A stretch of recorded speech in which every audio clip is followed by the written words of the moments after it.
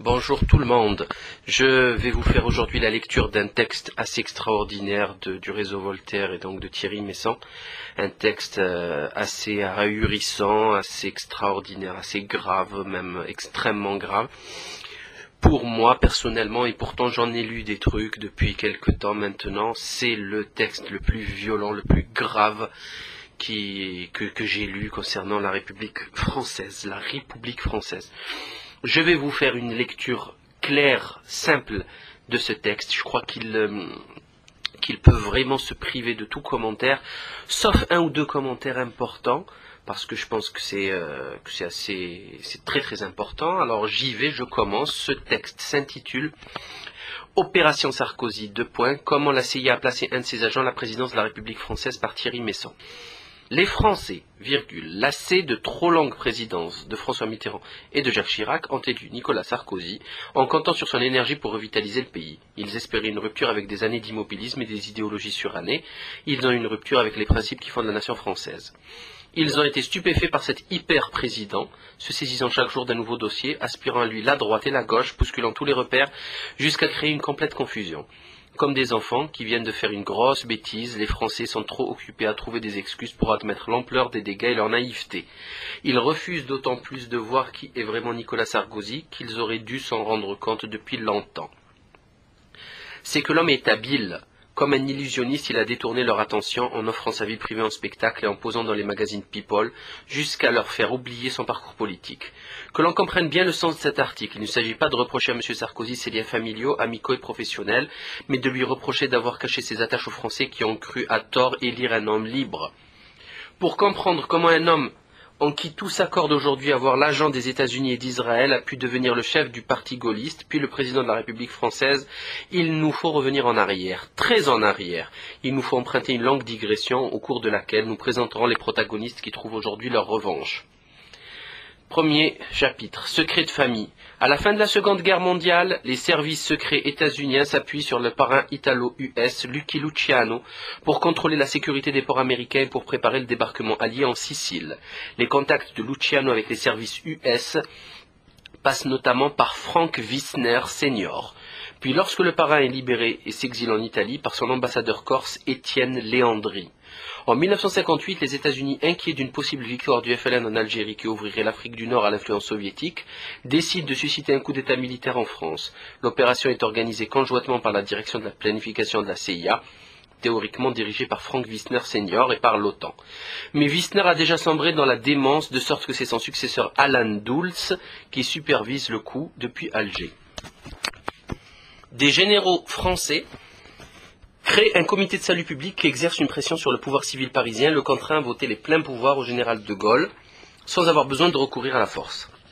Or, Charles de Gaulle n'est pas le pion que les anglo-saxons croient pouvoir manipuler. Dans un premier temps, il tente de sortir de la contradiction coloniale en accordant une large autonomie aux territoires d'outre-mer au sein d'une union française, mais il est déjà trop tard pour sauver l'Empire français car les peuples colonisés ne croient plus aux promesses de la métropole et exigent leur indépendance. Après avoir conduit victorieusement des féroces campagnes de répression contre les indépendantistes, de Gaulle se rend à l'évidence, faisant preuve d'une rare sagesse politique, il décide d'accorder à chaque colonie son indépendance. Cette volte-face est vécue comme une trahison par la plupart de ceux qui l'ont porté au pouvoir. La CIA et l'OTAN soutiennent alors toutes les sortes de complots pour l'éliminer, dont un putsch manqué et une quarantaine de tentatives d'assassinat. Toutefois, certains de ses partisans approuvent son évolution politique. Autour de Charles Pasqua, il crée le SAC, une milice pour le protéger. Pasqua est à la fois un truand en Corse et un ancien résistant. Il a épousé la fille d'un bootlegger canadien qui fit fortune durant la Prohibition.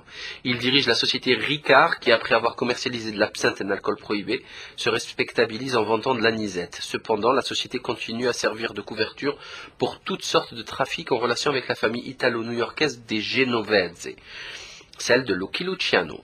Il n'est donc pas étonnant que Pasqua fasse appel à Étienne Léandri, l'ambassadeur de Luciano, pour recruter des gros bras et constituer la milice gaulliste.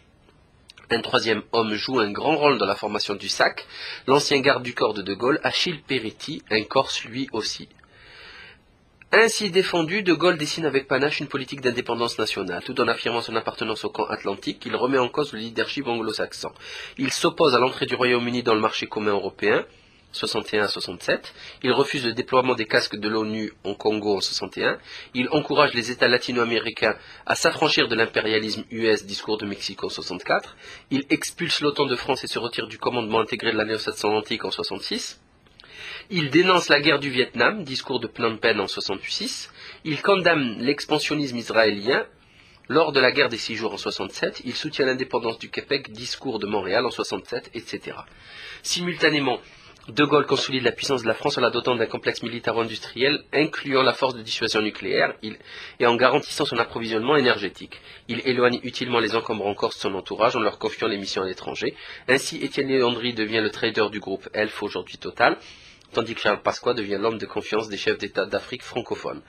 Conscient qu'il ne peut défier les anglo-saxons sur tous les terrains à la fois, De Gaulle s'allie à la famille Rothschild.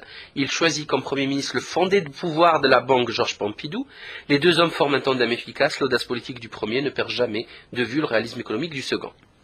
Lorsque De Gaulle démissionne en 69, Georges Pompidou lui succède brièvement à la présidence avant d'être emporté par un cancer. Les gaullistes historiques n'admettent pas son leadership et s'inquiètent de son tropisme anglophile. Il hurle à la trahison lorsque Pompidou, secondé par la secrétaire générale de l'Élysée, d'Orbaladure, fait entrer le perfide Albion, c'est l'Angleterre, dans le marché commun européen. La fabrication de Nicolas Sarkozy. Ce décor étant planté, revenons-en à notre personnage principal, Nicolas Sarkozy, né en 1955. Il est le fils d'un noble catholique hongrois, Pál Sarkozy de Nagy Boxa, réfugié en France après avoir fui l'armée rouge, et d'André Mala, une roturière juive originaire de Thessalonique. Après avoir eu 3 enfants, Guillaume, Nicolas et François, le couple divorce. Pál Sarkozy de Nagy Boxa se remarie avec une aristocrate, Christine de Ganay, G-A-N-A-Y, dont il aura 2 enfants, Pierre-Olivier et Caroline. Nicolas ne sera pas élevé par ses seuls parents, mais ballotté dans cette famille recomposée. Sa mère est devenue la secrétaire d'Achille Peretti, donc André Mala. Après avoir cofondé le SAC, le garde du corps de De Gaulle avait poursuivi une brillante carrière politique. Il avait été élu député et maire de Neuilly-sur-Seine, la plus riche banlieue présidentielle de la capitale, puis président de l'Assemblée nationale. Malheureusement, en 1972, Achille Peretti est gravement mis en cause. Aux États-Unis, le magazine Time révèle l'existence d'une organisation criminelle secrète, l'Union Corse, qui contrôlerait une grande partie du trafic de stupéfiants entre l'Europe et l'Amérique, la fameuse French Connection, qu'Hollywood devait porter à l'écran. S'appuyant sur des auditions parlementaires et sur ses propres investigations, Time cite le nom d'un chef mafieux, Jean Venturi, arrêté quelques années plus tôt au Canada et qui n'est autre que le délégué commercial de Charles Pasqua pour la société d'alcool Ricard. On évoque le nom de plusieurs familles qui dirigeaient l'Union Corse, dont les Peretti.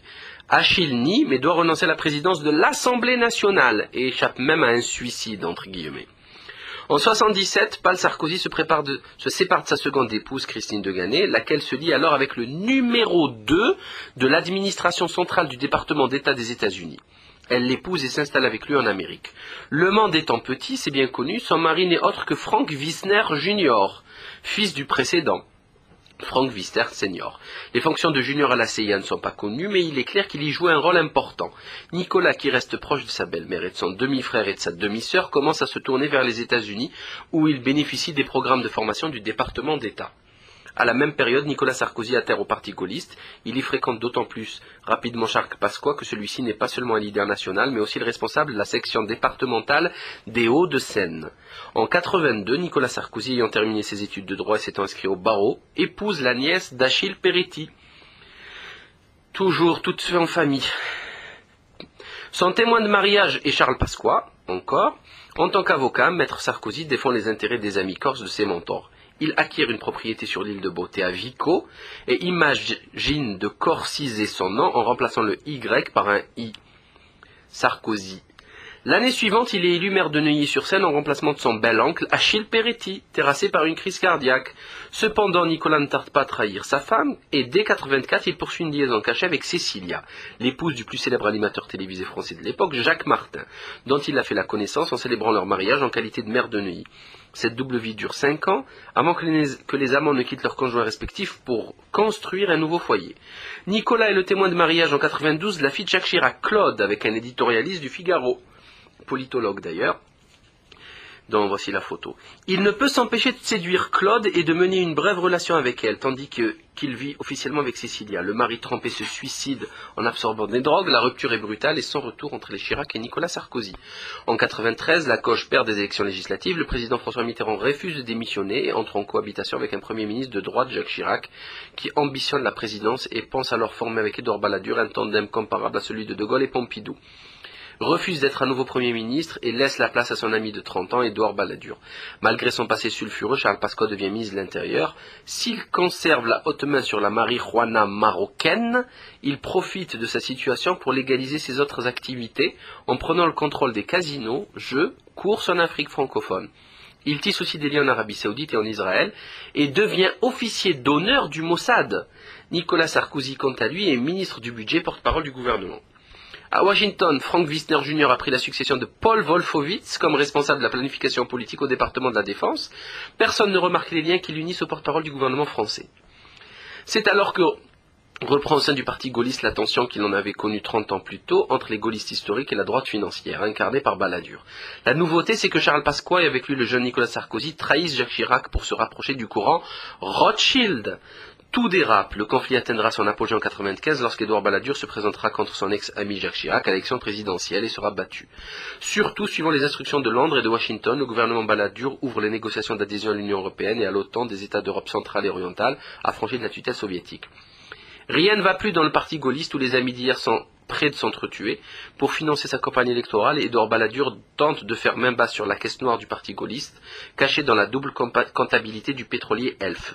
À peine le vieux Étienne Léandri mort, les juges perquisitionnent la société et ses dirigeants sont incarcérés, mais Balladur, Pasqua et Sarkozy ne parviendront jamais à récupérer le magot. La traversée du désert. Tout au long de son premier mandat, Jacques Chirac tient Nicolas Sarkozy à distance. L'homme se fait discret durant cette longue traversée du désert. Discrètement, il continue à nouer des relations dans les cercles financiers. En 1996, Nicolas Sarkozy ayant enfin réussi à clore une procédure de divorce qui n'en finissait pas, se marie avec Cécilia. Ils ont pour témoins les deux milliardaires Martin Bouygues et Bernard Arnault, l'homme le plus riche du pays. Dernier acte. Bien avant la crise irakienne, Frank Wisner Jr. et ses collègues de la CIA planifient la destruction du courant gaulliste et la montée en puissance de Nicolas Sarkozy. Ils agissent en 3 temps. D'abord l'élimination de la direction du parti gaulliste et la prise de contrôle de cet appareil. Puis l'élimination du principal rival de droite et l'investiture du parti gaulliste à l'élection présidentielle. Enfin, l'élimination de tout challenger sérieux à gauche de manière à être certain d'emporter l'élection présidentielle. Pendant des années, les médias sont tenus en haleine par les révélations posthumes d'un promoteur immobilier. Avant de décéder d'une grave maladie, il a enregistré pour une raison jamais élucidée une confession vidéo. Pour une raison encore plus obscure, la cassette échoue dans les mains d'un hiérarque du Parti socialiste, Dominique Strauss-Kahn, qui l'a fait parvenir indirectement à la presse. Si les aveux du promoteur ne débouchent sur aucune sanction judiciaire, ils ouvrent une boîte de Pandore. La principale victime des affaires successives sera le Premier ministre Alain Juppé. Pour protéger Chirac, il assume seul toutes les infractions pénales. La mise à l'écart de Juppé laisse la voie libre à Nicolas Sarkozy pour prendre la direction du Parti gaulliste. Sarkozy exploite alors sa position pour contraindre Jacques Chirac à reprendre au gouvernement malgré leur haine réciproque. Il sera en définitive ministre de l'Intérieur. Erreur, à ce poste, il contrôle les préfets et le renseignement intérieur qu'il utilise pour noyauter les grandes administrations.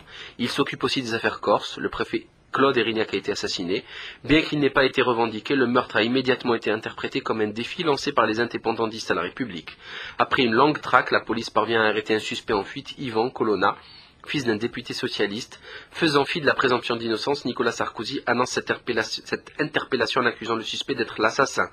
C'est que la nouvelle est trop belle à 2 jours du référendum que le ministre de l'Intérieur organise en Corse pour modifier le statut de l'île. Quoi qu'il en soit, les électeurs rejettent le projet Sarkozy, qui selon certains favorise les intérêts mafieux. Bien qu'Yvan Colonna ait ultérieurement été reconnu coupable, il a toujours clamé son innocence et aucune preuve matérielle n'a été trouvée contre lui. Étrangement, l'homme s'est muré dans le silence, préférant être condamné que de révéler ce qu'il sait. Nous révélons ici que le préfet Érignac n'a pas été tué par des nationalistes mais abattu par un tueur à gages, Igor Pécat, immédiatement exfiltré vers l'Angola où il a été engagé à la sécurité du groupe Elf. Le mobile du crime était précisément lié aux fonctions intérieures d'Érignac, responsable des réseaux africains de Charles Pasqua, au ministre de la Coopération. Quant à Yvan Colonna, c'est un ami personnel de Nicolas Sarkozy depuis des décennies et leurs enfants se sont fréquentés. Une nouvelle affaire éclate, de faux listings circulent qui accusent mensongèrement plusieurs personnalités de cacher des comptes bancaires au Luxembourg chez Clearstream. Parmi les personnalités diffamées, Nicolas Sarkozy, il porte plainte et sous-entend que son rival de droite à l'élection présidentielle, le Premier ministre Dominique de Villepin, a organisé cette machination. Il ne se cache il ne cache pas son intention de le faire jeter en prison. En réalité, les faux listings ont été mis en circulation par des membres de la Fondation franco-américaine, dont John Negroponte était président et dont Frank Wisner Jr. est administrateur. Ce que les juges ignorent et que nous révélons ici, c'est que les listings ont été fabriqués à Londres par une officine commune de la CIA et du MI6, Ackluit & Co., dont Frank Wisner Jr. est également administrateur. Villepin se défend de ce dont on l'accuse, mais il est mis en examen, assigné à résidence et de facto écarté provisoirement de la vie politique. La voie est libre à droite pour Nicolas Sarkozy. Reste à neutraliser les candidatures d'opposition. Les cotisations d'adhésion au Parti socialiste sont réduites à un niveau symbolique pour attirer de nouveaux militants. Soudainement, des milliers de jeunes prennent leur carte. Parmi eux, au moins 10 000 nouveaux adhérents sont en réalité des militants du parti trotskiste, lambertiste internationaliste du nom de son fondateur Pierre Lambert Roussel. Se dégénérer. Bref, cette petite formation d'extrême gauche s'est historiquement mise au service de la CIA contre les communistes staliniens durant la guerre froide. Elle est l'équivalent du SDUSA de Max Stackman, qui a formé les néoconservateurs aux USA. Ce n'est pas la première fois que les lambertistes infiltrent le Parti socialiste. Ils ont notamment placé 2 célèbres agents de la CIA, Lionel Jospin, qui est devenu Premier ministre, et Jean-Christophe Cambadélis, le principal conseiller de Dominique Strauss-Kahn. C'est pas beau, ça. Des primaires sont organisées au sein du Parti socialiste pour désigner son candidat à l'élection présidentielle. 2 personnalités sont en concurrence, Laurent Fabius et Ségolène Royal. Seul le premier présente un danger pour Sarkozy. DSK entre dans la course avec pour mission d'éliminer Fabius au dernier moment, ce qu'il sera en mesure de faire grâce au vol des militants lambertistes infiltrés qui portent leur suffrage non pas sur son nom mais sur celui de Royal. L'opération est possible parce que Strauss-Kahn est depuis longtemps sur le payroll des États-Unis. Les Français ignorent qu'il donne des cours à Stanford University où il est embauché par le prévôt de l'université, Condoleezza Rice. Dès sa prise de fonction, Nicolas Sarkozy Condoleezza Rice remercieront Strauss-Kahn en le faisant élire à la direction du Fonds monétaire international où il gagne près de 500 000 $ net d'impôts. Entre parenthèses, premier jour à l'Élysée. Le soir du second tour de l'élection présidentielle, lorsque les instituts de sondage annoncent sa victoire probable, Nicolas Sarkozy prononce un bref discours à la nation, puis quitte son QG de campagne. Puis, contrairement à tous les usages, il ne va pas faire la fête avec les militants de son parti, mais il se rend au Fouquet's, la célèbre brasserie des Champs-Élysées, qui était jadis le rendez-vous de l'Union Corse, et aujourd'hui la propriété du casinotier Dominique de Seigne. Il a été mis à la disposition du président élu pour recevoir ses amis et les principaux donateurs de sa campagne. Une centaine d'invités s'y bousculent, les hommes les plus riches de France y côtoient les patrons de casinos. Puis le président élu s'offre quelques jours de repos bien mérités, conduit en Falcon 900 privé à Malte, il s'y repose sur le Paloma, le yacht de 65 mètres de son ami Vincent Bolloré, un milliardaire formé à la banque Rothschild. Enfin, Nicolas Sarkozy est investi président de la République française. Le premier décret qu'il signe n'est pas pour proclamer une amnistie, mais pour autoriser les casinos de ses amis de Seigne et Partouche à multiplier les machines à sous. Il forme son équipe de travail et son gouvernement. Sans surprise, on y retrouve un bien trouble propriétaire de casinos, le ministre de la Jeunesse et des Sports, et le lobbyiste des casinos de l'ami de Seigne, qui devient porte-parole du parti gaulliste. Nicolas Sarkozy s'appuie avant tout sur 4 hommes. Claude Guéant, secrétaire général de l'Élysée, c'est l'ancien bras droit de Charles Pasqua. François Pérol, secrétaire général adjoint, c'est un associé gérant Rothschild. Jean-Daniel Lévite, conseiller diplomatique, fils de l'ancien directeur de l'agence juive, ambassadeur de France à l'ONU, il fut relevé de ses fonctions par Chirac, qui le jugeait trop proche de Bush. Et, bien sûr, Alain Bauer, l'homme de l'ombre, son nom n'apparaît pas dans les annuaires, il est chargé des services de renseignement, ancien grand maître du Grand Orient de France, la principale obédience maçonnique française, et ancien numéro 2 de la National Security Agency états-unienne en Europe, la NSA. Frank Wisner Jr., qui a été nommé entre-temps envoyé spécial du président Bush pour l'indépendance du Kosovo, insiste pour que Bernard Kouchner soit nommé ministre des Affaires étrangères avec une double mission prioritaire, l'indépendance du Kosovo et la liquidation de la politique arabe de la France. Kouchner a débuté sa carrière en participant à la création d'une ONG humanitaire grâce au financement de la National Endowment for Democracy. Il a participé aux opérations de Zbigniew Brzezinski en Afghanistan aux côtés d'Oussama Ben Laden et des frères Karzai contre les soviétiques. On le retrouve dans les années 90 auprès d'Elisa Izetbegovic en Bosnie-Herzégovine. De 1999 à 2001, il a été haut représentant de l'ONU au Kosovo. Sous le contrôle du frère cadet du président Hamid Karzai, l'Afghanistan est devenu le premier producteur mondial de pavot, 9000 tonnes par an. Le sucre est transformé sur place en héroïne et transformé par l'US Air Force à Camp Bondsteel, Kosovo. Là, la drogue est prise en charge par les hommes d'Hashim Tassi, Premier ministre du Kosovo, qui l'écoule principalement en Europe et accessoirement aux États-Unis. Les bénéfices sont utilisés pour financer les opérations illégales de la CIA. Sachez, chers amis, que Clara Del Ponte, la présidente du tribunal pénal international, accuse depuis 2008, elle a écrit un livre d'ailleurs, Haşim Taşi, Premier ministre du Kosovo, d'un trafic d'organes immonde sur des prisonniers au Kosovo, et dans lesquels, bien sûr, ils accusent qu'ils tuent des prisonniers, et ils les éviscèrent, ils leur enlèvent leurs viscères, leurs organes, pour les revendre dans un trafic international. Ça, c'est la petite cerise sur le gâteau, au cas où le trafic d'héroïne mondiale ne suffirait pas. Ça, c'est les dernières accusations contre Haşim Taşi. Bref, je continue. Karzai et Taşi sont des amis personnels de longue date de Bernard Kouchner, qui certainement ignorent leur activité criminelle malgré les rapports internationaux qui ont été consacrés. Donc, autre commentaire, Bernard Kouchner fréquente les plus grands dealers d'héroïne du monde, un des plus grands trafics d'organes du monde, des pédophiles, et il ignore tout ça. Hein? Bon, si on se fie à la sagesse populaire, dis-moi qui tu fréquentes, je te dirai qui tu es. Eh bien, pour moi, Bernard Kouchner est la pire des raclures sur Terre. Bref, pour compléter son gouvernement, Nicolas Sarkozy nomme Christine Lagarde, ministre de l'économie et des finances. Elle a fait toute sa carrière aux États-Unis, où elle a dirigé le prestigieux cabinet de juristes Baker & McKenzie, au sein du Centre for International and Strategic Studies de Dick Cheney. Elle a co-présidé avec Zbigniew Brzezinski, encore lui, un groupe de travail qui a supervisé les privatisations en Pologne. Elle a organisé un intense lobbying pour le compte de Lockheed Martin contre l'avionneur français Dassault, c'est-à-dire contre nos propres intérêts. Nouvelle escapade durant l'été, Nicolas, Cécilia, leur maîtresse commune et leurs enfants se font offrir des vacances états-uniennes à Wolfenboro, non loin de la propriété du président Bush. La facture, cette fois, est payée par Robert Agostinelli, un banquier d'affaires italo-new-yorkais, sioniste et néoconservateur pur sucre, qui s'exprime dans Commentary, la revue de l'American Jewish Committee.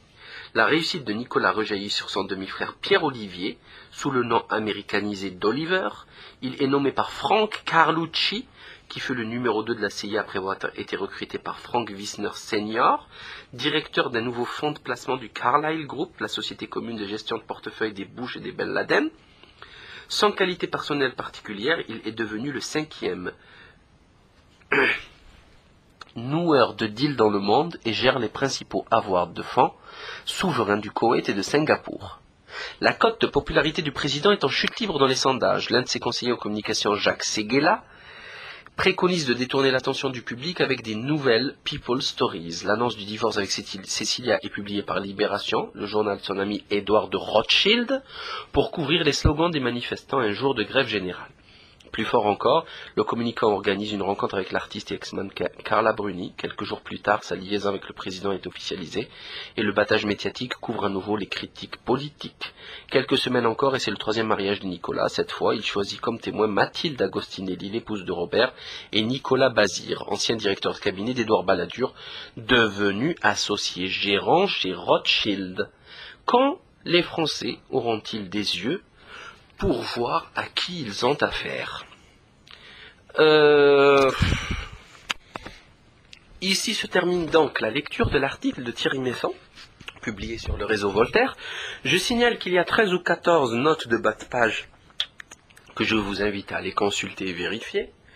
Je ne suis pas d'accord avec tout ce qui est dit sur ce papier, notamment quelques lectures historiques un peu, pas hasardeuses, mais bon, qui ne conviennent pas à expliquer tout, même si tout ceci est très complexe, très sérieux et global. C'est une gestion globale des événements. Mais bref, il n'empêche que j'ai vérifié beaucoup d'informations contenues dans ces pages, et elles sont toutes vraies. Elles sont toutes vraies, puisque on connaît, vous savez par exemple que la Maison Pasqua, le livre, il a été attaqué plusieurs fois par Pasqua, Marchiani et compagnie. Ils ont vu tout juste, tout était juste. Ils n'ont jamais gagné de procès, les Pasqua. Hein. Vous avez les mafieux, vous avez Peretti, enfin tout ça est juste. Lucky Luciano et les débarquements en Sicile, beaucoup d'informations sont justes et sont extrêmement graves. Dire que Charles Pasqua est le responsable du trafic d'hachich, de shit du Maroc, est une accusation très très très très grave, extrêmement grave. Bon, on sait que c'est un voyou, on le sait, mais c'est extrêmement grave. Moi, j'ai toujours su que le trafic d'hachich était contrôlé par la police, c'est évident. C'est évident. Sinon, autrement, moi je préfère qu'il soit contrôlé par la police qu'ils me disent qu'ils n'arrivent pas à stopper ce trafic.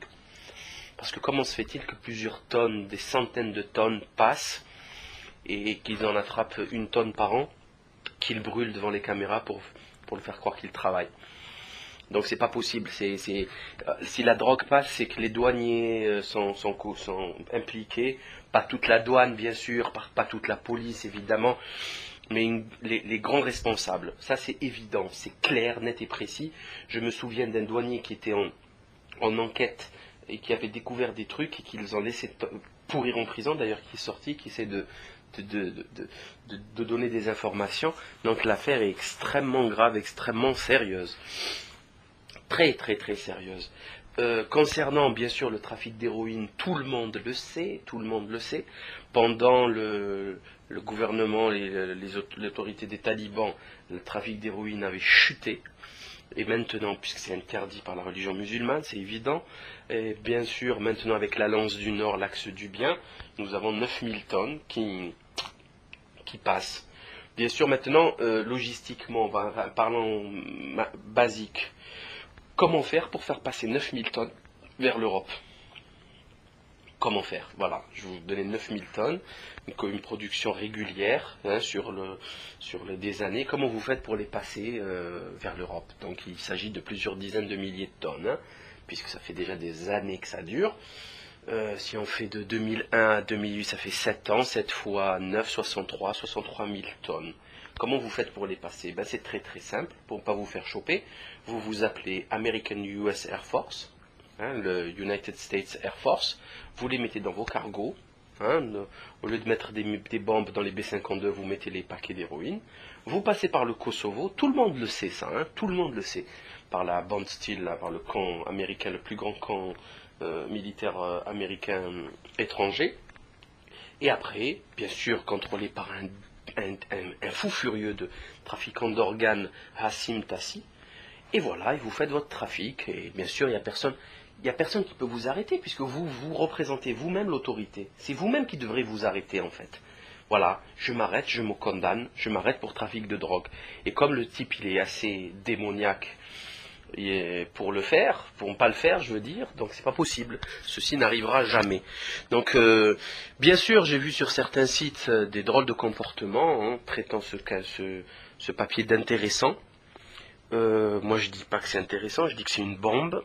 C'est d'une bombe à déflagration nucléaro-bactériochimique. C'est extrêmement grave, c'est très très grave. C'est un agent de la CIA qui est président. Et quand on sait que Jospin c'était pareil, on connaît l'ancien ministre de la Défense qui était russe, mais bon là c'est monstrueux. Écoutez, la situation est extrêmement grave. En dehors de la dépravation du Sarkozy, qui est un comportement babylonien exécrable, qui couche la femme qu'il marie, il couche avec. C'est un dégénéré. En dehors de ce comportement vraiment dépravé et minable, il reste. Et bien sûr, son appartenance à la CIA, avec toutes ses familles, avec ses intermariages que dénonçait depuis longtemps Fritz Springmeier et bien d'autres, puisqu'ils expliquent que les élites mondiales pratiquent une endogamie très importante. En dehors donc de ce fait, c'est évident, voilà, ils sont mariés entre eux, ils se connaissent tous, c'est vérifiable tout ça, c'est pas normal que ça soit ainsi, c'est pas possible. Qu'est-ce que c'est que ces histoires? C'est extrêmement sérieux, extrêmement grave. Mais en dehors de toutes ces petites magouilles, on remarque quoi? On remarque que le boss de l'Hexagone, le boss de la France, c'est Rothschild. Il est partout. Tout le monde travaille pour Rothschild. Les plus grands milliardaires français sont des pions de Rothschild. Les directeurs de cabinet, les directeurs du bidule sont des chargés de Rothschild. Tout est Rothschild, voilà. C'est à Rothschild que nous retournerons. Hein, on va dire quoi, hein? Rothschild des grands, à ce bâtard fils de chien. C'est ça? Qui c'est qui contrôle ce pays? C'est un banquier? C'est un bankster apatride internationaliste? C'est ça la France? C'est ça le pays? C'est ça votre liberté? Vous croyez que c'est normal que Thierry Breton ruine le pays en tant que ministre de l'économie et après il se barre, il va travailler chez Rothschild? Que Gerhard Schröder travaille chez Rothschild? Si c'est pas Rothschild, c'est Rockefeller ou JP Morgan? Vous trouvez ça normal que des politiciens soient des larbins des banksters? Vous trouvez ça normal? Ben écoutez, si ceci vous semble normal, eh ben qu'à cela ne tienne, hein, c'est normal. Il n'y a plus de donc maintenant vous pouvez prendre la Constitution, la déchirer. Les droits de l'homme c'est pareil. Et votre liberté, sachez que vous êtes un esclave. Sachez que vous n'êtes rien. Et que c'en est terminé. Et que tout ceci est une hypocrisie. Tout ça est un cinéma, est un sketch de très mauvaise facture. Et qu'il faut arrêter de donner des leçons au monde entier de démocratie. Ça, il faut arrêter ça. Hein. Immédiatement, il faut arrêter ça. Ça n'a pas de sens, ça. Faire des leçons de démocratie aux Africains, à Kim Jong-il, ça, il faut arrêter, là. Parce que non seulement on n'est pas en démocratie, mais nos présidents sont des salariés des banksters. Ce que ne sont pas certains pays. C'est ça qui est hallucinant. C'est que les pires raclures, les pires médiocres de ce monde donnent des leçons aux hommes libres. Ah ça c'est vraiment, on a atteint le fond du trou, voilà. Maintenant vous pouvez même plus creuser, il n'y a plus rien. Après il n'y a plus rien, tu peux même pas creuser, c'est bon, voilà. Il va suivre une période de trouble. La bourse elle va pas bien du tout. La crise financière se pointe. Fannie Mae, Freddie Mac sont en train de couler. Toutes les banques du monde ont acheté des actions, des titres de ces banques catastrophiques, de ces rehausseurs de crédit, de ces assureurs d'hypothèques qui ne valent plus rien, absolument plus rien. Et si eux s'écroulent, toutes les banques qui ont acheté ces titres vont s'écrouler. Donc écroulement en cascade, plus l'arrivée de la crise des CDS, plus. Donc sachez d'où ça vient tout ça.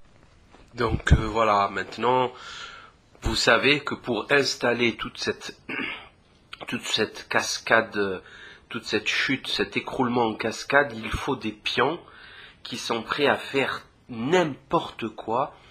Et voilà, c'est évident qu'il fallait mettre des casse-cous, des fous furieux. Attention, ces casse-cous seront livrés à la vindicte populaire quand il le faudra. Hein. Ce ne sont pas eux les coupables. Ce sont des petits guignols, des petits pantins aux grands banksters apatrides. Voilà la réalité des événements, la réalité des faits. Donc il ne s'agit pas là de patriotisme ou de nationalisme, même pas. De toute façon, ces conceptions de la nation ont disparu. On vous traite tout de suite de frontistes, d'extrémistes. Enfin, c'est ridicule. On n'ira pas sur ce terrain-là. Il s'agit de dignité. De dignité, voilà. Il s'agit simplement de dignité, de sa propre sueur, de son propre travail, et d'intelligence, enfin, c'est de contrôler son devenir. Voilà, c'est tout. C'est pas un agent d'un tiers État criminel complètement cinglé au passage qui va diriger notre communauté. Enfin, faut arrêter de délirer, on n'a strictement rien à voir. Les Américains sont sur un autre continent, que je sache. On n'a pas du tout les mêmes intérêts, pas du tout la même histoire.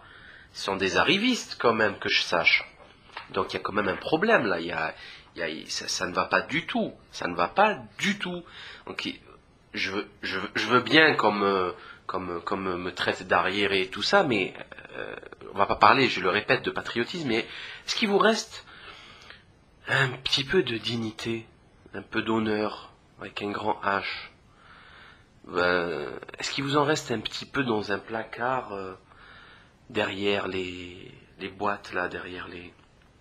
Parce qu'il faut la récupérer, là, la dignité, quand même. Il faut l'utiliser de temps à autre. Faut pas la laisser comme ça de côté. Ça va pas du tout. C'est extrêmement grave tout ça, c'est extrêmement sérieux. C'est d'autant plus sérieux qu'il y a plein de trucs qui se passent et qu'on nous cache, notamment l'attentat raté de Tel Aviv. Là, je vous invite tous à aller sur le site Tout sauf Sarkozy, qui est franchement excellent. Tout sauf Sarkozy, tout collé. Vous trouverez notamment, bon, vous avez tous entendu parler dans le voyage là avec Carlita à Tel Aviv, soi-disant il y a un jeune garde-frontière, un jeune militaire qui s'est suicidé. Bien sûr, sa famille dément totalement. Donc en fait, il ne s'est pas suicidé du tout. Il a été tué apparemment, puisqu'il y a eu 2 morts en tout et pour tout. Et notamment, il y a des services apparemment français. Et c'était un attentat contre Sarkozy, où on les voyait se hâter leur montée dans l'avion, etc. Et bien sûr, on nous l'a caché. Bien sûr, parce que s'ils nous disent toutes les tentatives d'attentats ratés contre lui, les gens vont commencer ils vont devenir fous, hein, puisqu'il y en a eu une autre, selon le site justement Tout sur Sarkozy, le 22 juillet, dans le Tour de France, puisqu'un truc a été annulé, et il semble que la DST niçoise a découvert une bombe sur le chemin du truc. C'est une mine à action horizontale, une MAH, qui vient d'une caserne militaire. C'est un truc militaire, c'est pas un truc artisanal. Il faut savoir que ce qui s'est passé à Carcassonne, là, le truc, c'est pas logique. Il y a eu des règlements de compte dans cette affaire. Vous savez qu'il se passe des trucs très très très graves dans l'armée. Hein, tout le monde s'en fout de l'armée, mais tout le monde a oublié que c'est le dernier rempart, l'armée. L'armée, c'est ce qui va vous défendre d'une invasion. Hein, si l'Allemagne elle est rentrée au pas de gymnastique en 24 heures à Paris en 39-45, c'est qu'il n'y avait plus d'armée, elle a été sabotée initialement. D'accord ? Tout a été préparé, il faut lire les décombres de Lucien Rebatté. Hein, il faut connaître l'histoire un petit peu pour savoir ce qui nous attend, à quelle sauce on va être mangé. Donc là, l'armée, le livre blanc, Sarkozy, 50 000 postes en moins. Hein, il a un type qui le gêne, pouf, il y a un accident, le type il dégage. Hein, c'est super tendu actuellement. Et bien sûr, ils ne reçoivent aucun soutien. Donc j'en appelle à la raison des citoyens, et quel qu'il soit, et de se réveiller. Et très très vite. La situation est catastrophique. C'est impossible d'imaginer pire. Et si un jour il vous vient à l'idée de vous révolter, de vous énerver, de quitter votre léthargie, votre sommeil profond, sachez contre qui vous révoltez, vous énervez, hein, et demandez des comptes. Vous le saurez d'ici là. N'allez surtout pas demander des comptes au larbin du coin. Il faut taper un peu plus haut. Voilà, un peu plus haut, chez le chef. Voilà, à très bientôt.